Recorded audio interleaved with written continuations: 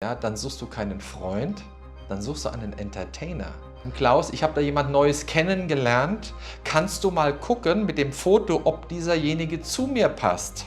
Er mag zwar zu dir passen, aber die Frage ist eine andere. Passt du zu ihm? Hallo, ich bin Klaus Eisenblätter, Humanmorphologe und seit 20 Jahren praktizierender Morpheus Profiler. An der Stelle eine sehr leichte, aber auch eine sehr liebevolle Geschichte. Ich bin das ist jetzt schon wirklich sehr, sehr lange her, etwa bestimmt vor knapp 20 Jahren, eine junge Dame getroffen. Sie war solo und war Single gewesen und wollte unbedingt einen Partner haben. Und jeder, der vielleicht schon mal einen Partner gesucht hat, egal jetzt ob es männlich oder weiblich wäre, sie suchte in dem Fall einen männlichen Partner, hatte natürlich eine Vorstellung, wie so viele möglicherweise von uns. Und ich bin natürlich ihr als klassischer Humanmorphologe und Morpheus Profiler begegnet in dieser Ansprache und ich fragte sie dann, wie sollte denn der sogenannte ideale Partner für dich aussehen? Charakterisier den doch mal.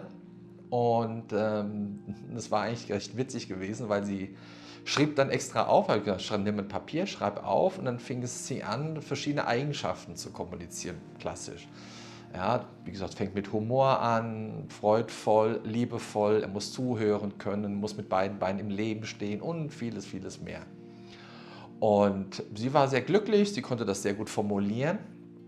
Und im Umkehrschluss habe ich sie dann gefragt, was von diesen Eigenschaften und Attributen, die du jetzt hier formuliert hast, lebst du selbst? Und das Interessante war, dass sie auf einmal gemerkt hat, oh, sie hatte selber noch nicht mal die Hälfte davon gelebt, von dem, was sie eingefordert hatte für den möglichen zukünftigen Partner. Und dann sagte ich zu ihr, schau mal, wenn du einen sogenannten idealen Partner haben möchtest, so wie du ihn beschreibst, ja, dann suchst du keinen Freund, dann suchst du einen Entertainer. Weil die Frage ist, wenn dieser junge Mann genau diese Eigenschaften alle hätte, was würde er dann gerne von dir haben möchten, wenn du noch nicht mal die Hälfte davon lebst?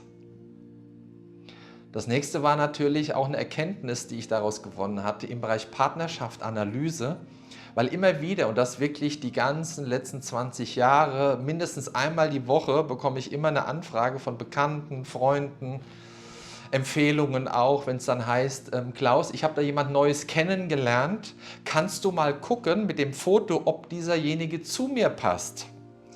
Die meisten kennen das, die in der Humanmorphologie ausgebildet sind. Wir werden damit wirklich überschüttet. Und was dann häufig auch passiert ist, ich kriege dann das Foto, mache eine Analyse, dass zum Beispiel diese Person sehr ideal zu ihr passen würde. Und sie natürlich dann, egal jetzt ob das Frau oder Mann ist, dann fragen sie natürlich sehr stolz und sagen, wow, ganz toll, und weil ich habe mich möglicherweise in ihn schon verliebt. Und dann sage ich, nun ja, er mag zwar zu dir passen, aber die Frage ist eine andere. Passt du zu ihm? Weil wir haben hier das Thema der Wechselwirkung. Das heißt, es muss ja für beide in dem Moment passen, sowohl für Mann als auch für Frau. Das nächste Thema, was wir herausgefunden oder ich für mich selber herausgefunden habe, gerade im Bereich Partnerschaft, ist es so wichtig, dass wir natürlich die Erfahrung, die Erkenntnisse brauchen, ja, die es oftmals mit Liebeskummer, mit Leid in Verbindung bringt.